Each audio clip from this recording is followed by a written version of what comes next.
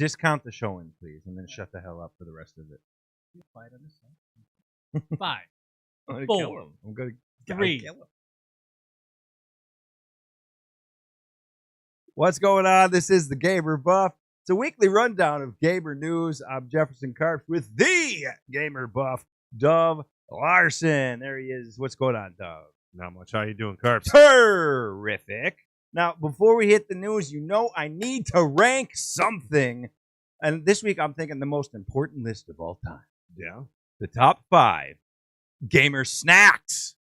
Sounds delightful, my friend. What do you got next year? What's on your little gamer side table? What do you got? Well, all right. First, I just want to qualify. I don't want anything that's going to leave my hands just saturated in dust of fake cheese or oil or anything. Can't have it. So, or smeared in chocolate. Can't game with You have to have clean or semi-clean because they ain't going to be perfect. Hand. Number Number 5, Pringles. All right. Okay? You can just scoop them in. I know people can do it with the bag, but the can of Pringle is so much better for a gamer. You can just grab it, throw some in there, grab your can of soda, wash it down. Yeah, Perfect. finger-free snacking with the Pringles. Yeah. So, decent for gaming. Number 5, Pringles. What else you got? This is classic. Number 4, M&Ms. You can pick what you want, but I'm doing peanut because they're the best kind in the world. They're the Peanut only kind. Yeah, M&Ms. peanut M&M. Because the advertisement is true. They melt in your mouth, not in your hand. So you don't got to worry about that. But if you do want to worry about it, just open it, tear it. Oh, dear God. Tear it a little bit, almost pulled the gym, and shovel it down your throat. And you don't have to touch it's another fingerless snack. Yeah, speaking of pulling the gym, just shove it down your throat. Now, listen. This is important stuff, so pay attention, please. Number 5, gamer snacks, Pringles. Pour them right out of the can. Number 4, M&M's, peanut M&M's, please. The only M&M's that really matter. Peanut M&M's. What else you got? What's number 3? Number 3, Gardettos. This one's tricky because you have to be a seasoned vet of gaming snacks to use Gardettos. Now, I Gardettoed the shit when we 2K'd. I was all about the Gardettos, and I will tell you this. They're delicious. They're such a great snack, but you better be a seasoned vet because, Dove, there's so many different little shapes and sizes. Yeah. You can't just grab, my Gardetto, shovel it in, move on with my game. Trash. You have to go with like the claw machine approach to capture all those the rye chips, the little breadsticks, the pretzels, all of it, and then you got to shovel it in, and you better not let it drop like a cheap claw machine. Gardettos are so good, that's why they belong in this list. But and they're filling. They're they're so great. filling. They're a little dirty. You got to have that towel to just get a little bit of that salt. Need your gamer towel. Need a gamer towel for those, but they're so delicious and they're so filling. They got to be on this goddamn list. Gardettos at number 3. What else you got? Number 2. Number 2, Starburst. I know I'm gonna get some blowback. I understand. They're peelable. You peel it a little bit. You finish it off in the mouth, and then you don't have to worry. Then you don't have to worry about getting your hands nasty. You can go right back to gaming. You get the delicious, fruity flavor of whatever kind of Starburst your heart desires, and your fingers stay completely clean. You got Starburst at number 2. Starburst at number 2. You have to sit there and peel it. Oh, sometimes man, those corners are fucking tough, dude. You can't get it. Then the little paper rips onto the Starburst itself. I'm not eating paper. You gotta practice your Starburst opening way more. I mean, bro. what about some Lifesaver gummies or some Skittles or something? Give me some Skittles, baby. But Starburst? They're not even as good as Lifesaver gummy or anything in the gummy family. I beg to differ, sir. Chewy Spree, pop them right out of the roll. Pop, pop, pop, pop. I'm telling you. Number 2 is a disaster. What's number 1 gamer snack? Licorice. Jeff, I don't mind if you're a Red Vine person, a Twizzlers person, a knockoff. I don't care. Licorice is fantastic. Either buy the whole piece or the nibs, the little mini ones. Oh, the bites. Regardless, they're just great. It's a great flavor to have, whichever one you're going for. I like strawberry Twizzlers myself. They're my favorite. But just sit there like the kid in right field with hay in his mouth, just chewing on that Twizzler. Yeah, you can let it The hang whole there. game. Yeah. Yeah, you can enjoy Keeps you it focused. the whole time. Yeah. It's one of my favorites. Twizzlers, number 1. All right. Can we get into some news? Yeah, let's. All right, thank you. That was fun. Thank you. Jim agrees with all of it. Jim Adams producing the show. Good job, bro. Dove. What's going on? Indiana Jones. Yes. And the Great Circle. What's going on? Because as I understand it, Indiana Jones and the Great Circle is Xbox exclusive. It is never coming to PlayStation ever. That's written in stone. End of discussion. And yet we're discussing it. What the hell's going on? Yeah, well, Phil Spencer did some lawyering. Like, oh, that's not exactly how I phrased it. But anyway, it sounds like Indiana Jones is coming to PlayStation 5 at coming the end to of the day, PS5. and that's what's important. Yes. I cannot fucking wait. I was pissed off that it was just going to be an Xbox exclusive. The Xbox and Sony are in this war, this territorial pissing contest of I'm going to have this game exclusive. We're going to buy this developer and make this exclusive. I mean, Starfield did pretty well, but I would say it would have done a hell of a lot better if it was not just exclusive to the Xbox. And you know what? I think Microsoft's kind of waving the white flag saying, hey, we're going to not just have exclusives anymore. And Indiana Jones is probably one that fans are really excited to hear that it's not just going to be Xbox. So there were a few original crossovers, and now the story from Xbox is that no, we didn't say Indiana Jones would remain exclusive forever. We said it wouldn't be part of the original crossovers, including Hi-Fi Rush. And now it's going to happen. It's going to PlayStation. This is great. This is good for gaming. This is good for PlayStation and Xbox. The game's going to be more popular than it would be on one console. Exactly. The popularity is going to increase. What the hell happened when I said the word popular? It's really weird. Oh, no, you're just really excited about but popular. This is a good thing. Like, stop with this. Fine. You want to fucking have it like Starfield?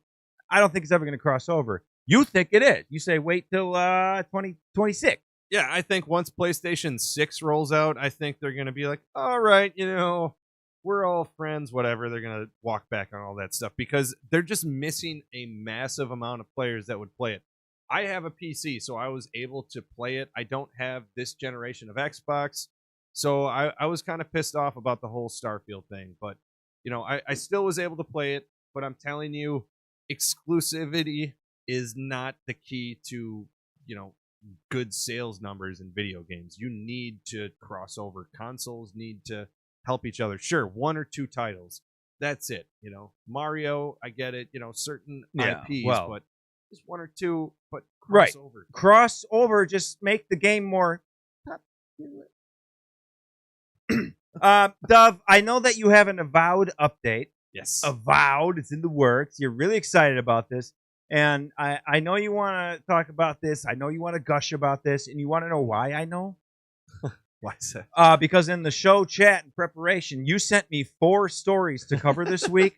3 of them were the same Avowed story. I can't help it, man. Do you know that you did that? Well, I was excited. What's going on, Avowed? All right. Well, they're talking about the game all over the place. Clearly, I'm throwing articles at Jeff left and right. But the thesis of why I sent it to him is that they are saying that there's over double-digit endings. And for a nerd like me who really likes role-playing games that include consequence and choice, this is awesome because it says that we're not just going to do the old, you have to do this quest. It doesn't really matter what you say, but we're going to give you 100 options. It's saying what you do, what you say, your actions, everything matters to the outcome of the game. And that's incredible. I love it. Yeah, you love it so much. You realize you sent me the same article 3 times. It wasn't different articles about the same thing. It was the same. I think there were 2. There was the same video interview of the Obsidian lady talking about how great this is going to be. And they're doing, you're right, RPG, different outcomes, different endings. What you choose matters. What you choose matters. And I bring that up because sometimes what you choose doesn't matter at all. Dove. Gamers can't stop arguing over Assassin's Creed Shadows. November 15th release. Maybe November 12th, your birthday. I hope. Assassin's Creed Shadows. We're arguing again. What the hell's going on? What is it now? Well, some people have pieced together that there's going to be some dialogue options in the game. And Reddit is freaking out already, saying, "Oh my god, it's more wasted time. It's not going to matter. It's just a cost-saving measure, so they don't have to pay an actor to do something and then motion capture everything." Right. But at the end of the day, looking into it, it really just seems, at least this is what the developers are saying, is that it's just a way to pick which player you're going to be. It's a dual dual action game, so you get to pick one or the other character. It's not dual action, but you get to pick one character or the other to play the missions. So in essence, when you choose one or the other player, you have to do that through the dialogue, and that's what they're claiming. Ubisoft, we'll see. You could just pick which one to roll with. It's totally irrelevant to the game, though. It is, like, and that's why people useless. are pissed. It's dumb. If it's not going to have consequences in the actual game, it's pretty stupid. But your choices don't matter. Is who you're going to do the next mission, right? So just choose them. Yeah, and then don't take away my character acting. Don't take away the brilliant cutscenes. Don't take away any of this to have like a, it's 2024 and we're going to be sitting here playing Assassin's Creed Shadows like it's the Legend of fucking Zelda.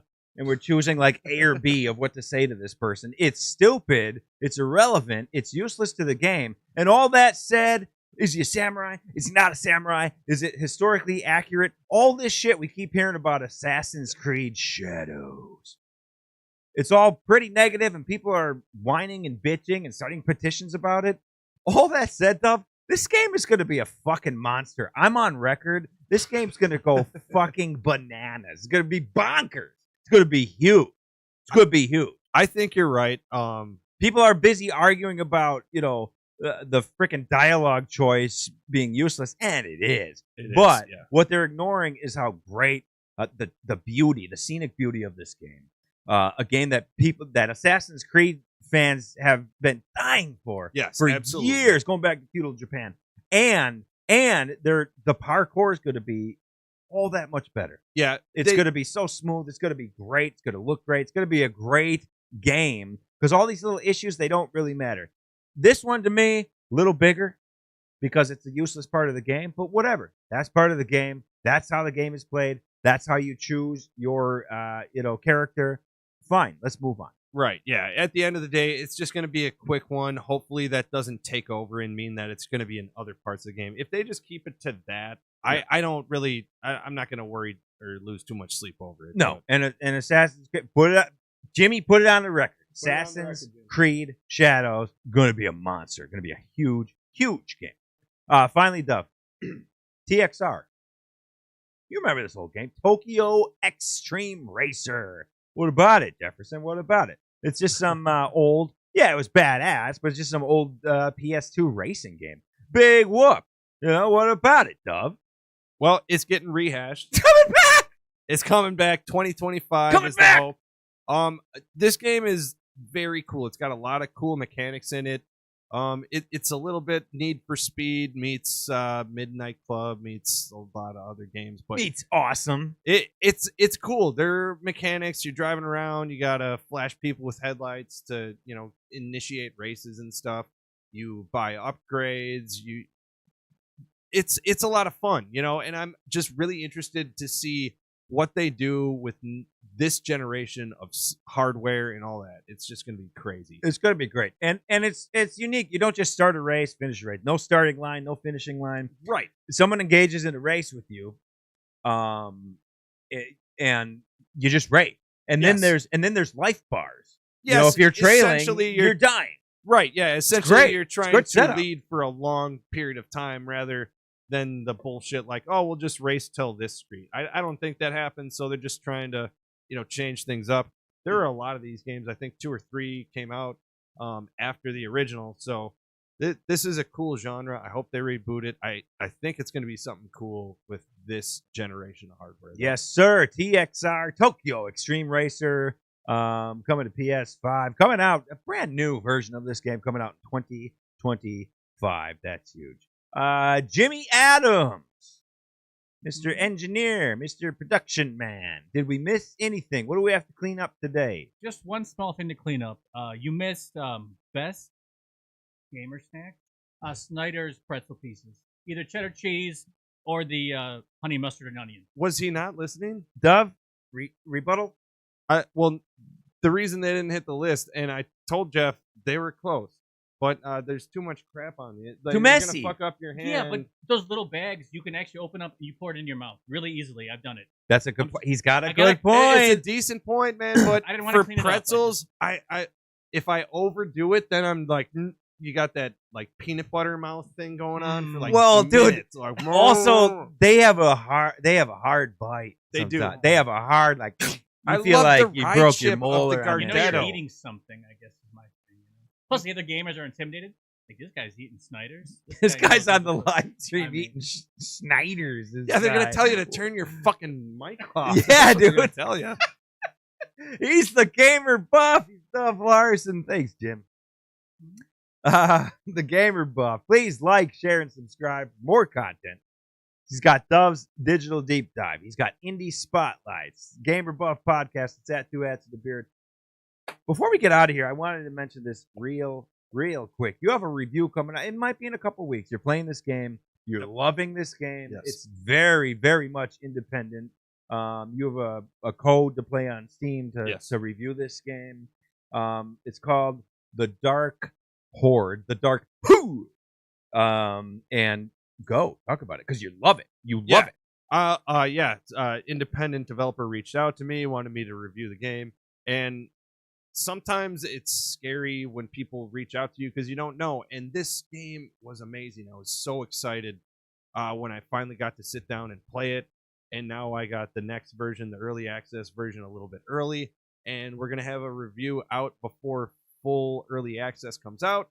And guys, I'm telling you, it's a great deck building roguelite. I love it. It's retro looking, but there's so many mechanics they weave together so perfectly. I can't wait to show everyone this game. And he's not full of shit because you've had this before. I mean, you've had some success reviewing games and indie games and all that on YouTube at 2 Hats in the Beard.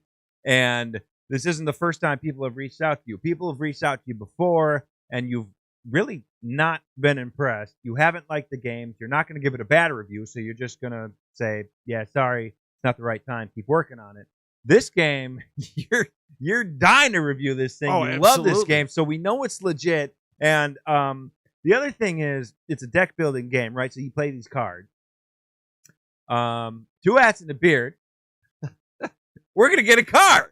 Yeah, that might be in the process, baby. You're gonna play the 2 Hats in the Beard card. I hope that's being worked on, is what I hear. I hope that 2 idiots in hats and a big bearded fucker come running in there.